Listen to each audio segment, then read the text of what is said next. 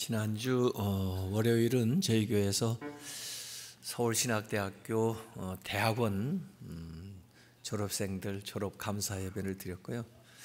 화요일에는 서울중앙신학교 졸업식이 또 이곳에서 있었습니다.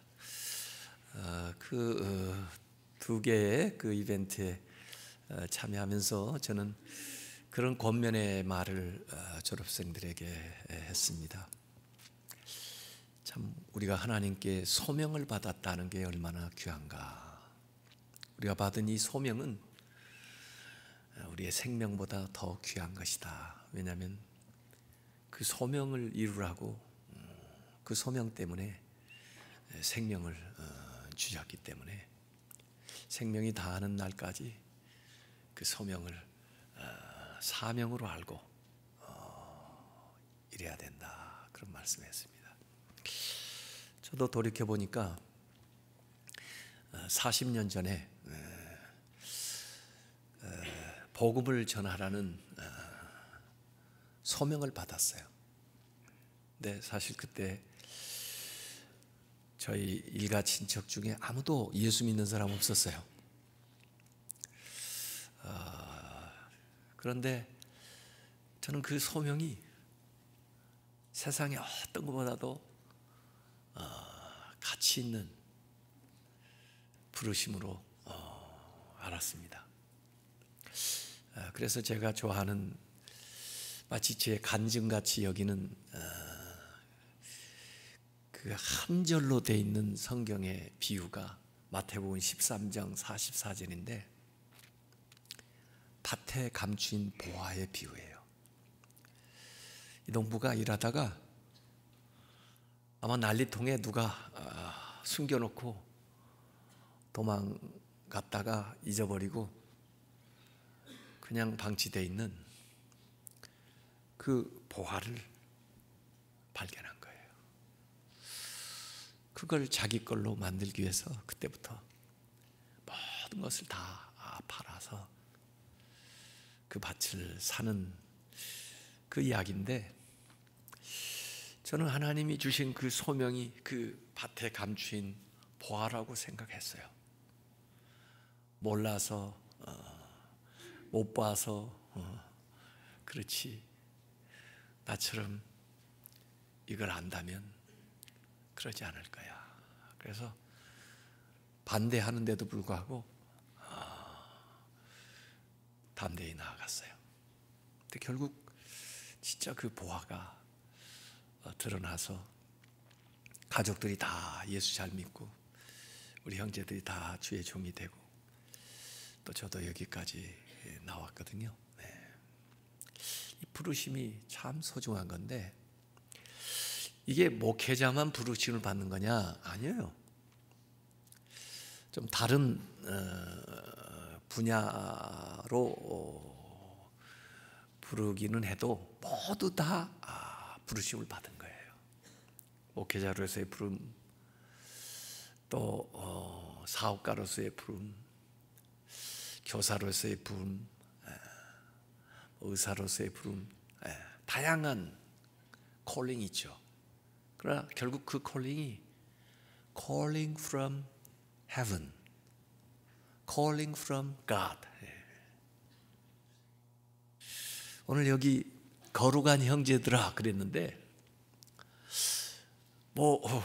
그들이 그렇게 다 거룩하게 사는 걸 어떻게 알아가지고 이 히브리서 기자가 거룩한 형제들아 그랬어요?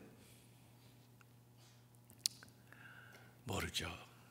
그들이 거룩하게 사는지 안 사는지. 그래도 거룩한 형제들아 그렇게 불러주네요. 왜? Calling from God, 하나님으로부터 부름을 받았기 때문에 거룩한 형제가 되는 거예요. 여러분을 성도라고 부릅니다. 네, 정말 거룩하게 사십니까? 근데 왜 성도라고 불러요?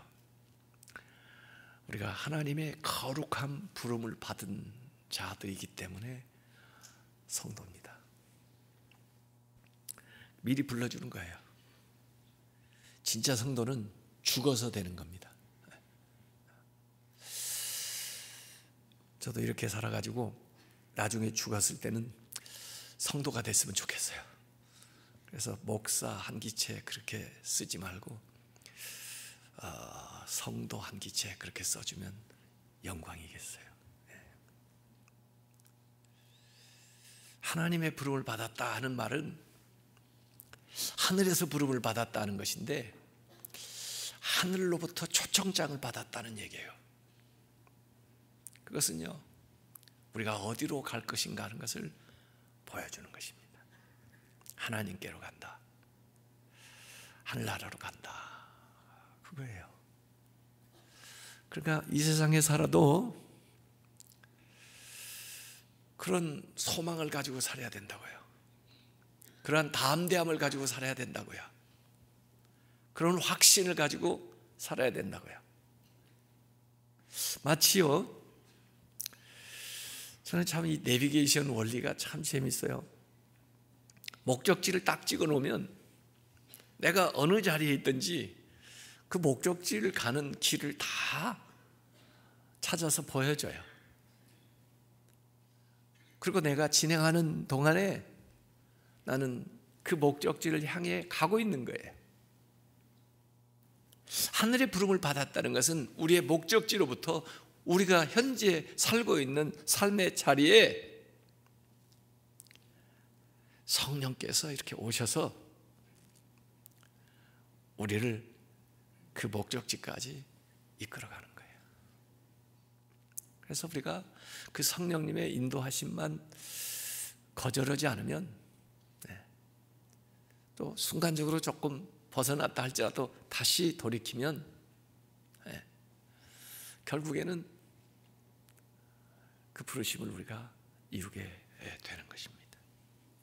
정말 우리는 이렇게 부족한데도 불구하고 하늘나라 갈 수 있는 특권을 부여받고 이 세상을 살아요.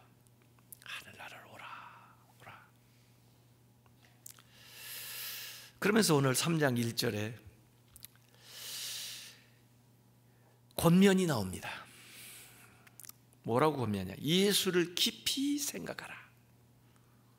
오늘 설교 제목이기도 해요. 예수를 깊이 생각하라. 예수를 깊이 생각한다는 게 뭘까? 영어로 보니까 아주 더 확실하게 나오네요. Fix your thought on Jesus. Fix 하라. 생각을 fix 하는데 고정을 시켜야 되는데 어디에다가 on Jesus. 예수님한테 너희 생각을 집중을 시켜라. 딱 묶어둬라. 주목해라 그 말이에요.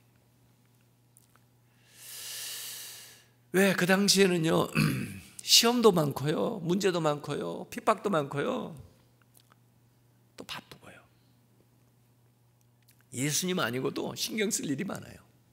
할 일도 많아요. 유혹도 많아요. 요새는 안 그래요? 요새도 그래요. 요새도 뭐 참 분주해요. 또 오라는 데도 많아요. 하고 싶은 것도 많고요. 그러니까 헷갈려요.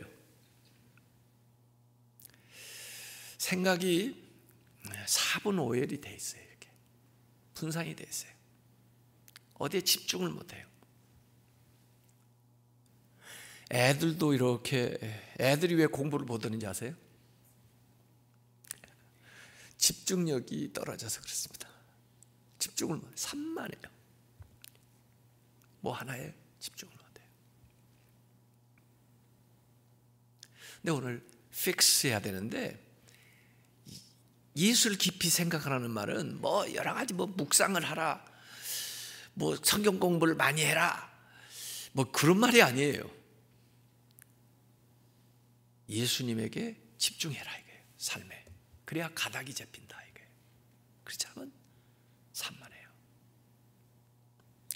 마치 그 베드로가 물 위를 걷는데요, 그 걸어본 게 어디예요? 근데 그 걸어본 것과 빠지는 것의 차이를 분명히 거기에 얘기해 놨습니다. 언제 걸어요?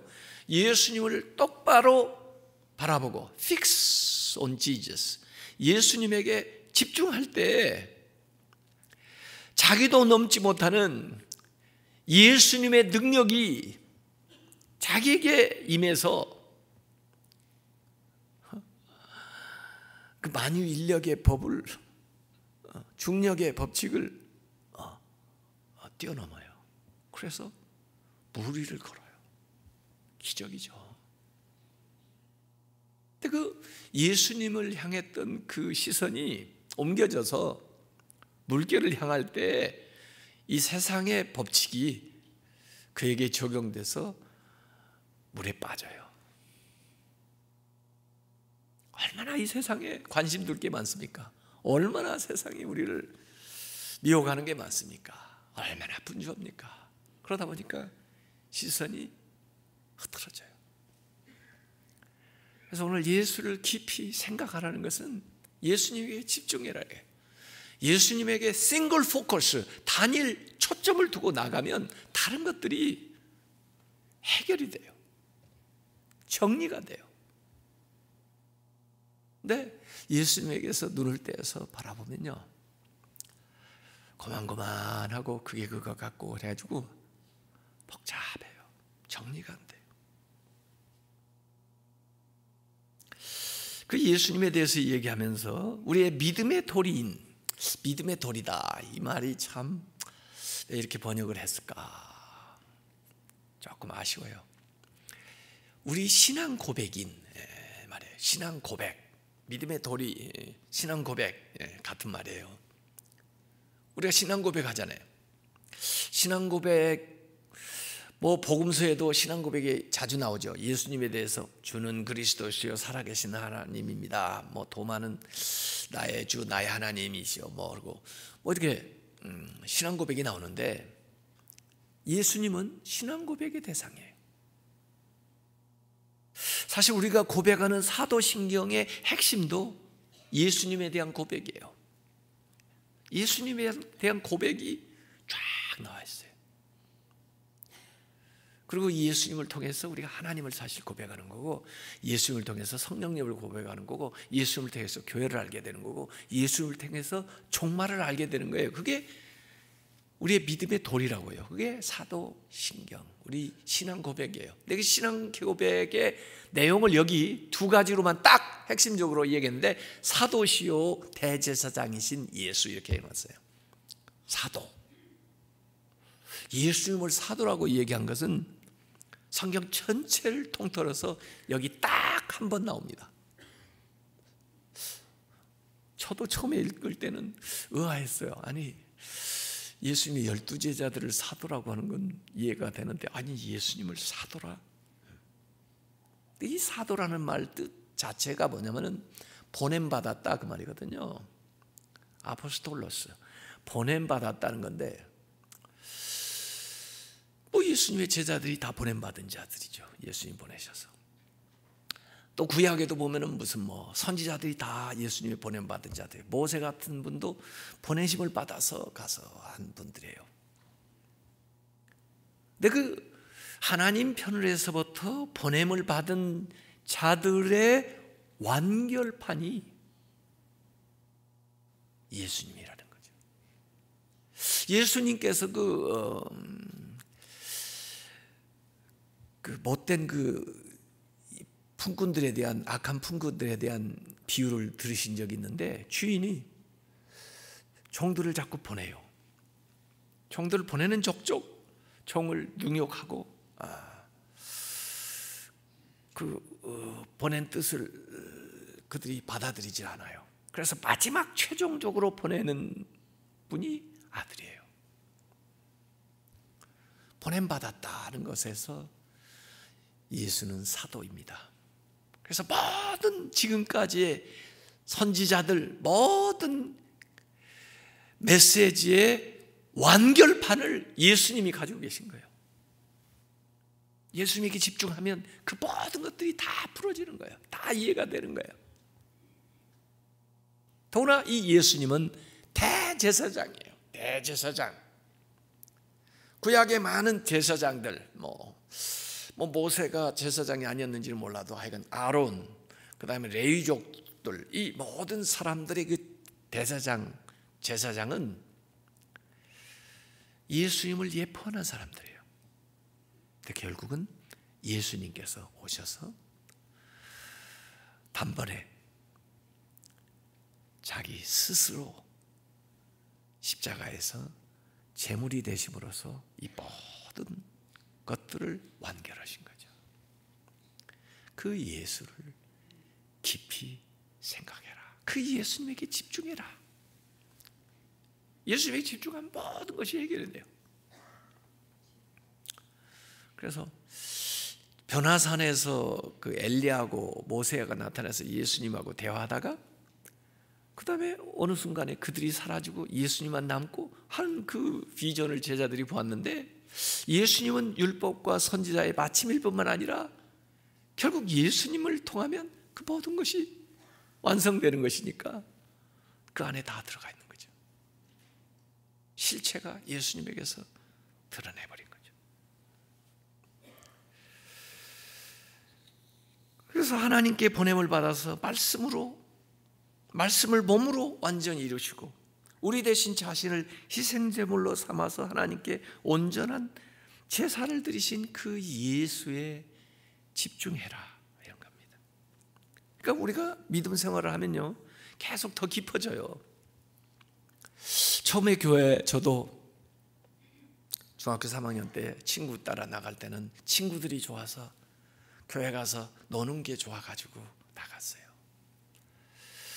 또 가서 보니까 좋은 말씀 하시니까 그 좋은 말씀 들으면서 내가 그래도 좀 선해지는 것 같고, 그리고 뭔가 새로운 생각을 하게 되니까 그래서 좋은 말씀 들으러 나갔어요. 그러다 예수님을 만나는 거죠. 모세 훌륭해요. 다윗도 훌륭해요. 그런데 거기서 더 깊이 들어가지 않으면 안 됩니다. 왜 교회를 나오십니까? 사람들 만나려고 나오십니까? 무슨 사람 별게 있나요? 아니, 모세가 훌륭하다고 하지만 한번 따져볼까요? 모세가 훌륭하기만 해요? 그분도 성질이 있어요. 그분도요 하나님한테 원망을 하더라고요. 그분도요 인간적으로 연약해서 잘못하더라고요. 그러면 실망이 돼서 어떻게 더 모세 때문에 나왔으면 신앙생활 할래요? 아니, 다윗 같이 훌륭한 인물 때문에 나왔습니까? 다윗도 훌륭하기만 한 게 아니에요. 다 알고 있잖아요. 더 들어가지 않으면 안 됩니다.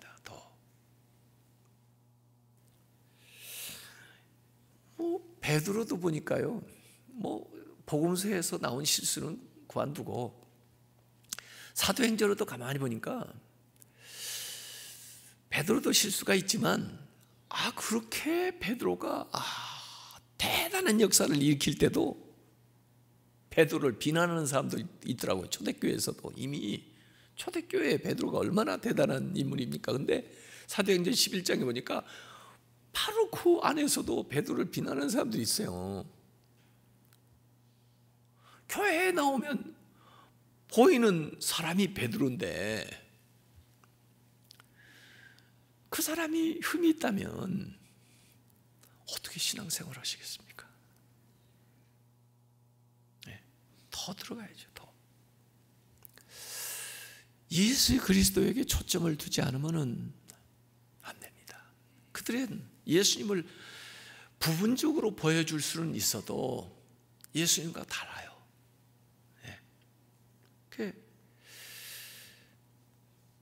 예수님을 본질적으로 우리가 더 깊이 알아가려고 노력을 해야 됩니다.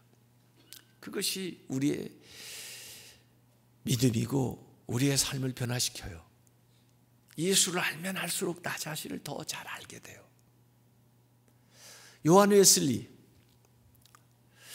이분이 목사가 되어가지고 영국에서 그 당시에 이제 신세계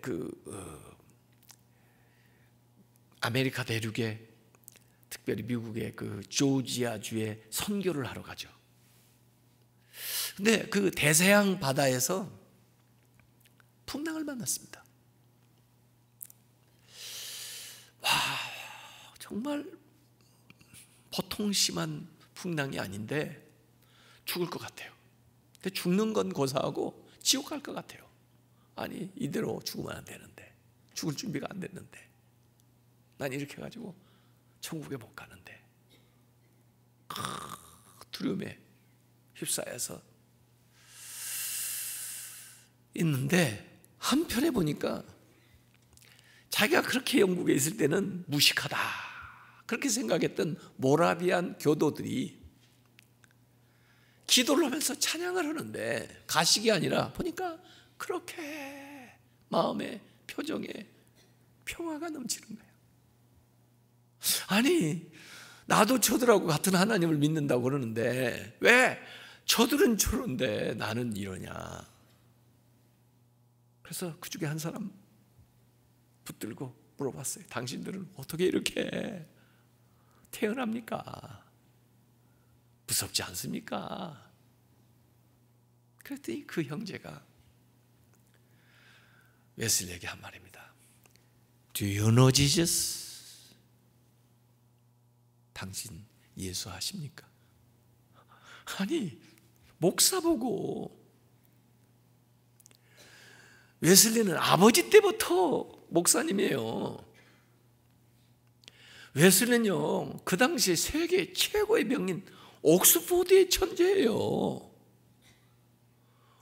아니, 목사가 돼서 선교사까지 나가는 사람 보고 Do you know Jesus? 그게 말이 되냐고요. 그런데 웨슬리가 충격을 받았어요. 진짜 내가 예수를 알긴 하는 사람인가? 네. 이건요, 지식이 아니에요.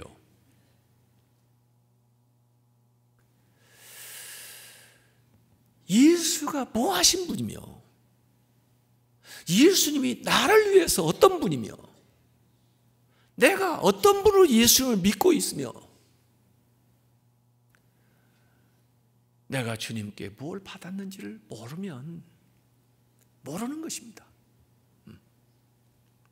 아무리 오래 교회 다녀도 모르는 것입니다. 아무리 신학 박사라도 모르는 것입니다. 예수.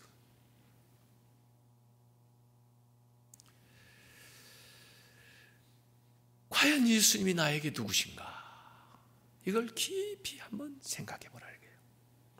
예수님이 이번 사순절에 십자가에서 하신 일이 도대체 나와 무슨 관계가 있나? 내가 그걸 믿는 것이 나를 어떻게 다르게 만드나? 이런 것을 우리가 알아야 되는 거예요. 거기에서 모든 인생의 문제의 실타래가 풀리게 되고, 나의 삶의 모든 일들에 대한 해답이 거기서부터 시작이 되는 겁니다. 그걸 모르면 모르는 거예요. 오늘 사실 이 히브리서 3장은 더 핵심적으로 얘기하려고 하는 것은, 모세하고 예수님을 대조하면서 예수님은 모세보다 더 위대한 분이다 라고 하는 것을 사실 얘기하려는 건데, 이게 사실은 쉽지가 않아요. 그 당시에 유대인들, 히브리인들은요, 모세를 최고로 알았습니다. 모세가 같은 분 없다. 왜? 애굽에서 종노릇한 자기들을 이끌어냈어요. 광야를 딱 지나가지고 약속의 땅 앞에까지 자기들을 데려다갔어요. 그러면서 하나님이 주신 말씀 십계명을 중심으로 해가지고 모세 오경을 집필해가지고 이 율법을 가르쳐 주신 분이, 그걸 자기들의 경전으로 읽고 있어요. 민족의 지도자고,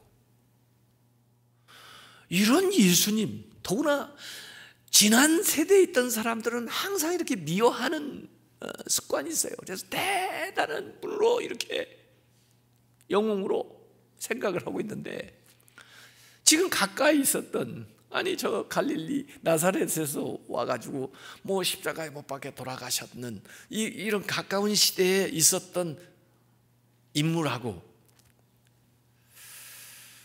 비교해서 그분이 이 모세보다 위대하다? 이게 우리한테는 이렇게 이해가 쉽게 되는데 그들한테는 쉽게 되는 게 아니에요. 이게요. 생각을 해보세요. 만약에 문선명이 내가 예수보다 더 위대하다. 그러고 나면 우리가 뭐라고 그러죠? 박태선이가, 이만희가, 안산홍이가 나와가지고 내가 예수가 내 제자야. 그러면서 예수가 실패해가지고 내가 온 거야. 그리고 지금 이 얘기들 하고 있는데 말이 먹혀요? 이거 별로 좋은 이해가 아니지만은 그 히브리 사람들은 그렇게도 들을 수가 있어요. 도대체 이 예수님이라는 분하고 모세하고 어떻게 자리매김을 해야 돼? 이렇게 이제 생각을 하는 거예요. 그때 이 히브리서 기자는 우선 모세의 위대한 것을 인정을 해줍니다. 그래, 모세 위대한 분이다. 왜 위대하냐? 그분이 하나님의 부르심을 받았다. 하나님이 세우신 분이다. 사람이 위대한 건요, 우리의 인격이, 우리의 삶이 위대해지는 건요, 하나님의 부름을 받는 겁니다. 하나님이 세우는 삶을 사는 겁니다. 그거 자체로 존경받을 만해요. 뭘 받든지 하나님이 세웠는 거예요. 그럴 뿐만 아니라 모세는 신실했다는 겁니다. 신실했다는 건 faithful, faith, 믿음이 full 넘치는 거예요. 신실했다는 거예요. 충성했다는 거예요. 이 충성한다는 게 이게 쉬운 게 아니에요. 뭐 눈에 보여가지고 막 감동하는 것도 아닌데 모세의 삶을 보세요. 그렇게 외롭고 그렇게 사람들이 원망을 하고 그렇게 모진 고난을 통과하면서도 하나님께 신실했어요. 충성했어요. 하나님의 뜻을 따르려고 아주 모진 예를 썼어요. 훌륭하다 이거예요. 그러면서 하나님의 집을 이렇게 섬기는 종으로서 역할을 잘했다. 이것은요, 모세가 훌륭한 점이고 역시 모세뿐 아니라 예수님에게서도 발견되는 유사한 것이에요. 모세나 예수님에게나. 그리고 사실은 우리가 따라야 될 거예요. 그런 본을 우리가 따라야 됩니다. 모세의 본을 받아서 신앙생활하는 거 우리가 해야 될 권장사항이에요. 그러지만 거기서 끝나면 되지 않는다는 거예요. 깊이 예수를 생각해보라 말이야. 더 깊이 들어가 봐라. 거기서 아브라함, 모세, 다윗, 그 엘리야 그 수준에서 머무르면 안 되고 더 깊이 들어가라. 더 깊이. 모세와 다른 점이 있어요. 영광에 있어서 완전히 다릅니다. 우선 제가 요한복음 1장 14절을 한번 볼게요.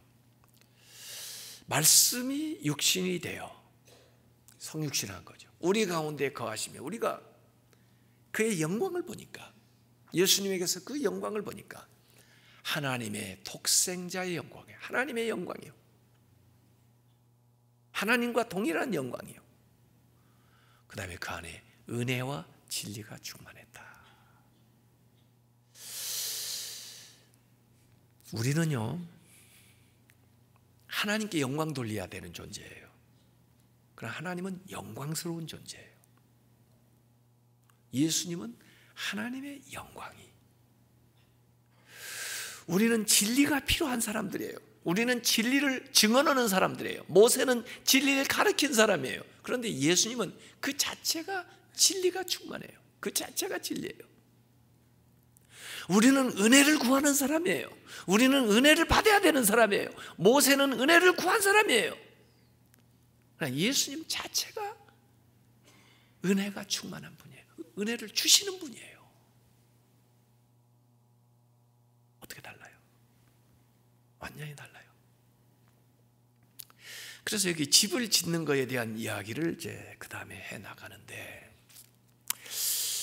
이 하나님이 이 세상을 지으신 것처럼 예수님도 하나님과 함께 이 세상을 지었어요. 마치 이 집을 지었다고 할 때 하나님은 집을 지은 분이에요. 예수님은 집을 지은 분이에요. 그리고 모세는 그 집의 일부예요. 그 집을 구성하고 있는 일부라고요. 그러면 아니 그게 집이라고 해도 집이 위대하냐 집을 지은 분이 위대하냐 이거예요. 그 말해서 소용이 없죠. 피조물과 창조주의 관계인데, 예수님은 신적인 존재인데 어떻게 인간적인 존재하고 비교할 수가 있겠어요? 모세는 아담의 후손으로서 죄성을 지진 인간으로 이 세상에 살았지만 예수님은 하나님으로서 죄가 없으십니다. 모세는 천사 또는 하나님의 말씀을 받아 전한 선지자지만은 예수님은 스스로 진리고 은혜가 충만하여 은혜를 주시는 분이에요. 모세는 이스라엘 애굽에서 구원했지만은 예수님은 인간을 지옥의 형벌에서 구원하셨어요. 모세는 이미 언약 관계에 있는 하나님의 자녀들에게 왔지만은 예수는 죄와 허물로 죽은 모든 인간을 위해서 오셨어요. 모세는 사람들을 하나님의 자녀로 만들지 못했지만은 예수는 모든 죄인들을 믿음으로 얼마든지 하나님의 자녀로 만들 수가 있어요. 모세는 우리의 인도자지만은 예수는 우리의 구원자세요. 그래서 모세는 자기를 세우신 분에 대한 하나님에 대한 신실함을 가졌지만은 예수님은 집을 맡은 아들로서의 신실함을 가진 거예요. 모세는 종의 신실함, 같은 신실함이라도 예수님은 아들의 신실함, 이게 다르다는 거예요.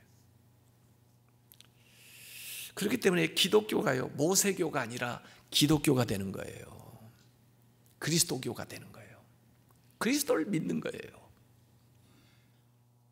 모세교가 아니에요. 다른 종교도 참 보면요, 불교라고 그러지 석가모니교라고 안 해요. 왜? 석가모니를 믿는 게 아니니까. 모슬림이라고 그러지 마호메트교라고 안 해요. 왜? 마호메트를 믿는 게 아니니까. 왜? 그들도 알아요. 그들은 인간이라는 것을. 그러나 기독교는 그리스도교라고 그래요. 왜? 그리스도를 믿으니까. 모세교라고 안 해요. 다윗교라고도 안 해요. 인간을 믿는 게 아니에요. 하나님을 믿는 거예요. 여기 집이라는 말이 7번 나오는데요, 집, 오이코스라고 되어 있습니다. 이 오이코스라는 건요, 이 건물을 의미하는 게 아니에요. 가족을 의미해요. 가족. 가정을 의미해요. 오이코스. 그래서 아브라함의 집 그러면 아브라함이 살고 있는 집을 말하는 게 아니고 아브라함의 가정을, 권속을 얘기하는 거예요. 이게 다윗의 집 그러면 다윗의 가문을 얘기하는 거예요. 그 하나님의 집을 예수님이 만드신 거예요. 그 집에는 우리가 있겠죠. 네.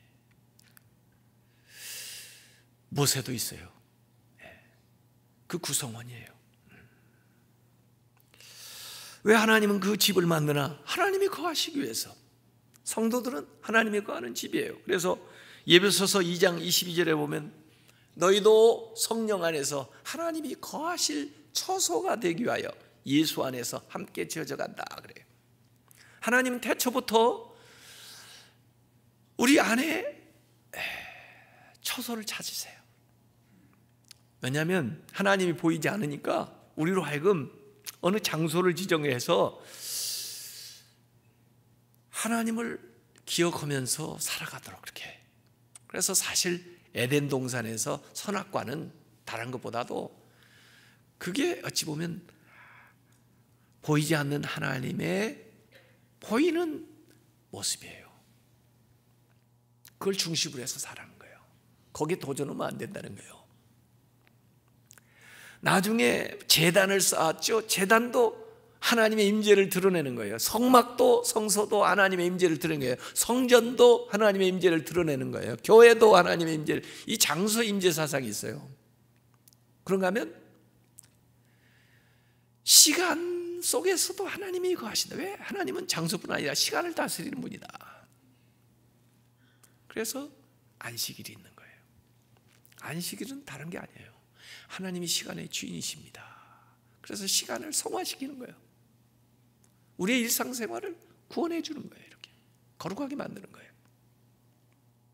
그게 절기 이런 걸로 표현해요. 그런가 하면 하나님은 우리의 삶 속에 임재하는 거예요. 그게 인격 임재 사상이에요. 장소 임재, 시간 임재, 인격 임재로 나타나요. 그래서 예수님이 성육신 하신 것을 통해서 우리에게 보여주시고 성령이 우리에게 임재하심으로써 우리가 마음의 성전을 갖는 거예요. 성령을 모시는 거예요. 그 처소, 그게 집이에요. 집. 그래서 내가 집이에요. 하나님의 집. 우리가 하나님의 집이에요. 오이코스. 요한복음 14장 23절에 사람이 나를 사랑하면 내 말을 지키리니 내 아버지께서 그를 사랑하실 거요 우리가 그에게 가서 거처를 구하 함께 하리라. 거처를 한다고 그래요.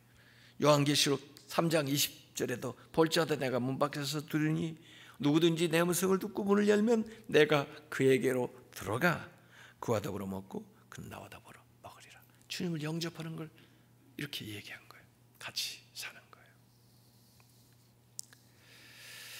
그래서 오늘 히브리서 3장 4절에 집마다 지은 이가 있는데 만물을 지으신 이는 하나님이시다. 근데 그 하나님이 누구냐? 사실은 예수님이에요. 그 집은 누구냐? 우리예요. 모세예요. 그 집을 지은 하나님이, 예수님이 모세 우리보다 우월한 것은, 탁월한 것은 당연하죠.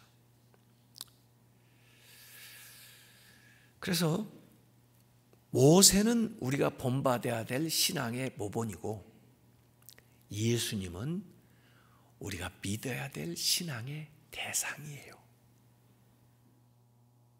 모세는 우리가 본받아야 될 신앙의 모본이고 예수님은 우리가 믿어야 될 믿음의 대상이에요. 아시겠어요? 우리는 이걸 당연하게 받아들이는데 그들은 힘들어요. 이야기가. 그래서 모세가 장래에 말할 것을 증언하기 위해 있었다. 모세조차도 이 예수를 증언했다. 세례요한도 예수님을 가르쳤다. 그 손가락만 보지 말고 가르치는 사람만 보지 말고 그 가르치는 방향을 봐가지고 그분이 누군지를 주목해봐라 말이에요. 그게 예수님이에요.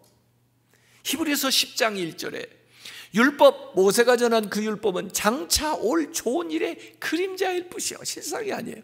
참 형상이 아니므로 제사도 마찬가지요. 해마다 늘 드리는 같은 제사로 나오는 자들을 언제나 온전하게 할 수 없느니라. 그 사도와 대제사장이 바로 예수 그리스도라는 거예요. 그래서 예수님도 스스로 말씀하신 적이 있어요. 요한복음 5장 46절에 너희가 모세를 믿었더라면, 진짜 모세를 제대로 알았더라면 또 나를 믿었으리니 모세가 나에 대하여 기록하였습니다. 이렇게 얘기했어요. 누가복음 24장 27절에도 엠마오로 내려가던 자들에게 예수님이 부활에 대해서 설명할 때 모세와 모든 선지자의 글로 시작하여 성경에 쓴 바 자기에 관한 것을 자세히 설명하셨다. 모세가 위대하죠. 근데 모세의 그 위대한 사역은 예수님에게서 완결됐다. 모세가 예언한 모든 것들은 예수님에게서 이루어졌다. 그래서 모세조차도 보지는 못했지만 장래에 오실 예수님에게 주목하면서 살았던 사람이에요. 그럼 우리도 모세가 아니라, 율법이 아니라, 제사가 아니라 예수님에게 주목해야 되는 거죠. 마지막 6절에 이런 결론이 나옵니다. 자, 우리가 그의 집이면 어떻게 해야 되냐? 소망과 확신을 붙들고 살아야 된다. 우리가 하나님의 집이에요. 이미 하나님의 가족이라고요. 하나님의 부르심을 받았다고요. 하늘로부터의 부름을 받았다고요. 그렇게 가고 있어요 지금요. 그러면 이 세상에 살 때도 소망 가운데 그 구원받은 확신을 가지고, 그 기쁨을 가지고, 그 감사함을 가지고 살아야 된다는 거예요. 그것은 예수를 깊이 생각할 때 더 강하게 우리에게 와닿는 겁니다. 그것이 약화되는 것은 예수에게 주목하지 않기 때문에 그래요. 세상에 자꾸 휩쓸리기 때문에 그래요. 그래서 이 히브리서의 정말로는 굉장히 이 현재 우리가 살면서도 미래의 소망을 굳게 붙들면서 그 확신 있는 구원의 확신 가지고 이 세상을 살아가라는 거예요. 그래서 마지막을 우리에게 이렇게 상기시켜 주면서 얘기하는 거죠. 자, 지금 우리가 사순절 지나고 있습니다. 한번 우리의 복잡한 시선을 좀 정리해 가지고요, 이번 사순절 기간에 fix on Jesus, 예수님한테 좀 한번 시선을 고정을 좀 시켜봤으면 좋겠어요. 우리의 생각을 좀 예수님에게 좀 집중을 시켜봤으면 좋겠어요. 그 가운데서 문제가 해결됩니다. 그 가운데서 하나님이 주시는 놀라운 기쁨과 평강과 은혜에게 우리에게 임합니다. 그렇게 사순절을 보내시기를 주님의 이름으로 축원합니다. 기도하겠습니다.